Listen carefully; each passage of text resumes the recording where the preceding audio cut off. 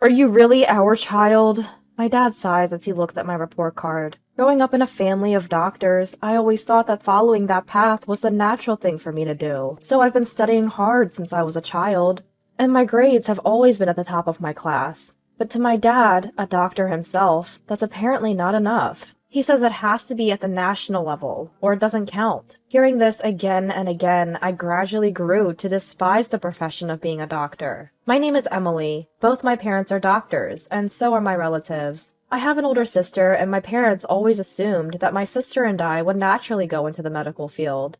My sister Jessica has always been exceptional and has been the favorite of our parents. Everyone thought Jessica would become a doctor, and she became one without any setbacks. I think that's impressive. But Jessica always got whatever she wanted, and she was praised, even for the smallest things. She was so indulged that I was envious. I was always being compared to Jessica, and I was always told that I wasn't good enough. Even though Jessica is 5 years older than me, the fact that I couldn't do what Jessica could do was treated like a failure on my part, when it should have been expected. Gradually, my parents stopped caring about me. When Jessica was stressed from studying, she would verbally abuse me, and sometimes she even raised her hand in anger at me. But I never told anyone, knowing that my parents wouldn't believe me.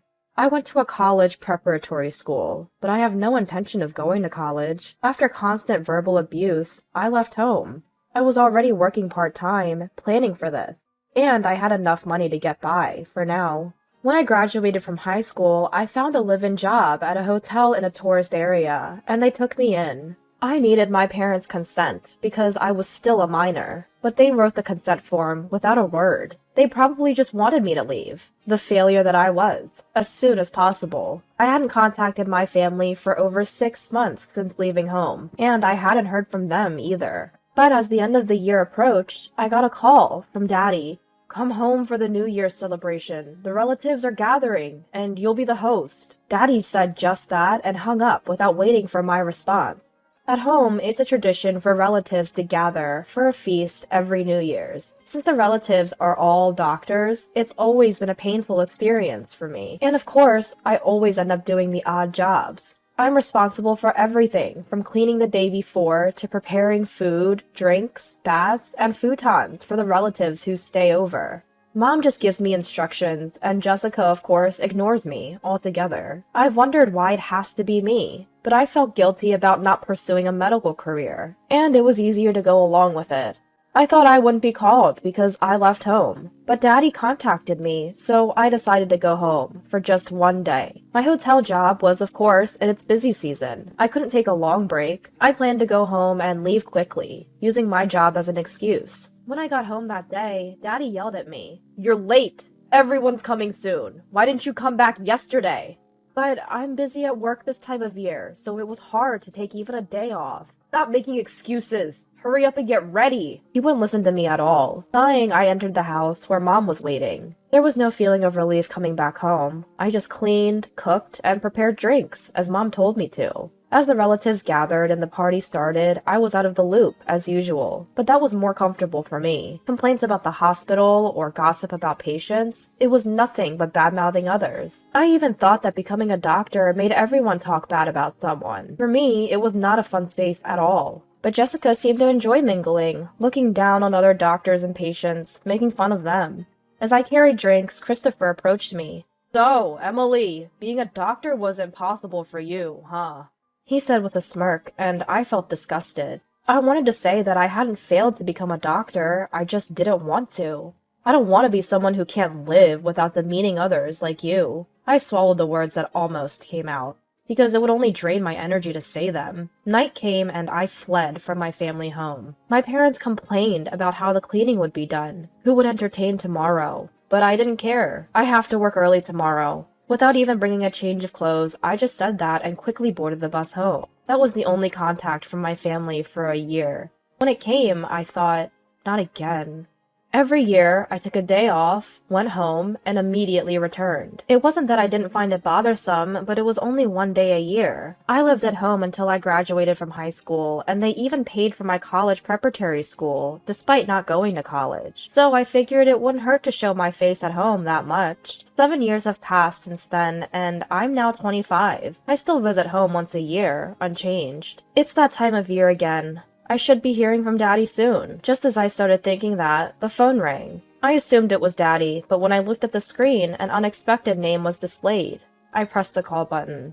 Jessica? I hardly ever get a call from Jessica. I picked up the phone fearfully, thinking something might have happened to my parents, but contrary to my fears, Jessica was in high spirit. Hey, you know the young CEO at your workplace? He's been on TV a lot lately, hasn't he? She said with an excited voice. This attitude from Jessica was a first. I was confused and a bit scared. He has opened a few new hotels, so he has had more opportunities to be on TV. As I said that, Jessica happily replied, "Introduce me to him! I fell in love with him when I saw him on TV the other day. Plus, he's a young master, right?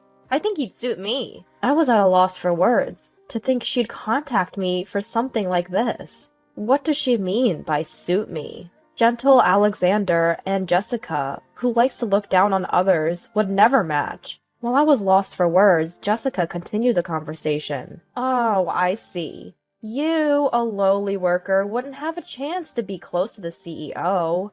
Maybe you've never even met him. Even if you have, a plain woman like you wouldn't stay in his memory." Even though I didn't respond, Jessica kept talking, satisfying herself. I tried to interrupt, but Jessica's momentum was unstoppable. "That's right. Do you know when the CEO will come to your place? I'll stay over that day. If I can meet him face to face, he's mine. He won't resist a beauty like me. So make a reservation and let me know. Of course, since I'm going out of my way to stay over, you'll have to cover the lodging costs." I was speechless. "But Jessica, aren't you having arranged meetings for marriage?" "In our family, it's customary to be married by 30, and many go through arranged meetings. I thought Jessica had done that already. But what does this mean?" "Arranged meetings? There's no one decent. The other day, it was a 35-year-old guy. Introduce me to someone who matches me." I was disheartened by hearing that. So Jessica looks down on even her arranged meeting partners. That doesn't mean I have to introduce her to Alexander. I told her it was impossible, and hung up the phone. A month later, on New Year's Day, I went back home for just one day. I planned to entertain my relatives as usual, and then leave quickly. But this year, my relatives were unusually intrusive. "You work at a hotel, don't you, Emily? I can't believe you can keep up such a low-end job," Christopher said, followed by Mom saying, "Indeed, we're impressed you can do a job that's not as essential as ours." Even Daddy chimed in. "I'm glad you left the house early. Now I don't have to hear from the neighbors about what you're doing." I'm sorry I'm such an embarrassment. I knew they felt that way, but hearing it all at once was indeed sad. As I was disheartened, Jessica said, laughing, "You don't have any redeeming qualities, so you'll be alone forever, right? What will you do?" Her words made my sadness disappear. I wanted to give it right back to her. I had finally released the emotions I'd been holding back against Jessica. "Jessica, you're 30, aren't you? You're 5 years older than me. What are you going to do? If you keep having such high expectations, you'll be left behind." I blurted out those words, and Daddy was furious. "How dare you say that about Jessica? Apologize, now!" My parents were always on Jessica's side. Jessica was their only darling. If that's the case, I wish they would live as a family of 3, forever. I sighed, ignoring Daddy's rage. That seemed to make Daddy even angrier. "What's with that attitude? Who do you think raised you this far?" Mom was nodding beside Daddy. The relatives were the same. It was the consensus of all the relatives. I felt completely fed up with that thought. But before I could open my mouth, Daddy yelled, "You, a failure like you, are ashamed of our family. Get out, now!" The expression on his face was clearly mocking me. I took a deep breath and opened my mouth. "I won't be coming here anymore after this year." I said that, picked up my belongings, and headed for the entrance. "Thank you for everything, up to now." Then I heard the sound of a car outside. When I opened the door with my shoes on, a luxury car was parked there. My parents and Jessica had noticed the car's sound and came out. A man was getting out of the driver's seat. Jessica was the first to recognize the person. You, president? It was Alexander, the president of my company, the person Jessica had asked me to introduce before. Alexander bowed and began to walk toward the entrance. Jessica said excitedly, "Emily, could it be that you—" It seemed like she wanted to say, "Are you going to introduce him?" I laughed. "Sorry to keep you waiting, I was just leaving," I said to Alexander, and he also smiled. "Thought it was about time, so I came to pick you up." Our conversation left my parents and Jessica in a state of shock. Behind them, I could see the faces of the relatives who had come out to see what was happening. Daddy was staring at Alexander, dumbfounded. Alexander walked up to Daddy. I apologized for my late greeting. Following that, I leaned close to Alexander and said, "He's my fiancé. We're getting married next month." "Huh?" Was that Jessica's voice, my parents' voice, or both? I said with a laugh. "But I have no intention of inviting you to the wedding. I have no lingering attachment to this house, so I don't think I'll be coming back. It seems this wasn't the place for me to return to, after all." After Alexander proposed to me, he said he wanted to greet my parents. So I explained my situation up until now. Everyone noticed the problem in my family due to my reluctance to go home, and they understood once they heard about the bad reputation of the hospital. Jessica had spoken about it too, so Alexander decided to come and pick me up.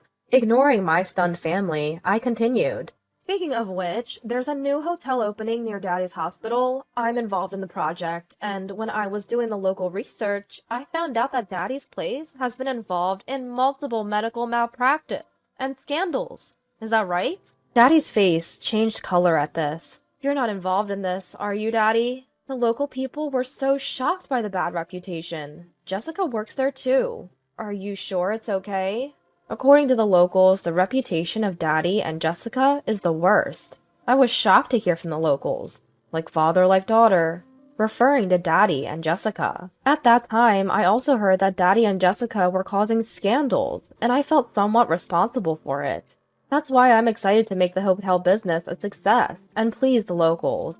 In contrast, Daddy and Jessica looked pale. Since I had told my fiancé Alexander everything, he simply opened the passenger door without any unnecessary interruption. I met Alexander right after leaving home. Under the previous president's policy, Alexander, the next president, was working in the field, and we became close friends. I heard later that he fell in love with me at first sight. Unlike before, where I was constantly denied, the more I worked hard, the more I was appreciated. I worked hard because I enjoyed it. He seemed to like that attitude too. Alexander took over as president after the previous one fell ill and proposed to me about 6 months ago. His words asking for my support resonated with me. Since accepting the proposal, I've been learning various things, focusing on business studies. I realized that I don't hate studying, but rather enjoy gaining various knowledge. What I hated was studying only to become a doctor. When I find something fun, I tend to look into it, and the more knowledge I gain, the more I want to do. As I was about to get into the car, Daddy yelled, "Hey, Emily, what's going on?" But I smiled and said, "I'm no longer a daughter of this house. Goodbye." Leaving my confused family behind, the car quietly drove off. Later, the new hotel opened successfully, and I was busy working on site from the first day when it was fully booked. Then my parents and Jessica came. Daddy, who spotted me, called out, "We came to see what kind of work you're doing, and to stay over. Prepare the room, quickly." I wanted to ask what nerve he had, but I was too busy managing the site. Seeing this, Alexander rushed over to send my family away, but they stubbornly caused a commotion in the lobby. Since I wasn't getting anywhere, I had the security guard step in. Then a woman named Olivia, who came into the lobby afterward, exclaimed, "Oh, it's you, the teacher." I later heard that she's a nurse at Daddy's hospital, and she doesn't think highly of Daddy and Jessica due to their arrogant attitudes. Seeing Daddy being escorted by the security guard, she seemingly found it amusing and shared it as a funny story at work. Olivia, it turns out, is a neighbor and friend to the front desk staff, and one of them told me about it. Naturally, the rumors spread throughout the hospital, causing Daddy and Jessica some embarrassment. As for Mom, she used to work at the same hospital, but has since retired. However, her retirement was in name only, as the truth was she was forced to quit due to a scandal. I accidentally heard Olivia slip this information. I had another job to attend to and was at a different hotel when my parents and Jessica came to the hotel again. Frustrated at their audacity, I had no hesitation in calling the police, and they were taken away for obstruction of business. Because of Daddy and Jessica's past behavior, the rumor quickly spread in the hospital. The hospital, already struggling financially, was apparently forced to shut down. Passing by my family's home a little while later, I saw it was vacant. They must have sold it out of financial desperation. I also heard rumors that Jessica's attempts at matchmaking had failed, so maybe various local gossip forced them to leave. I've changed my cell number, so they can't contact me, and of course, I have no intention of contacting them either. With the opening of the new hotel settled, I'm looking forward to my wedding next month. With wonderful Alexander by my side, both my work and personal life are looking brighter than ever.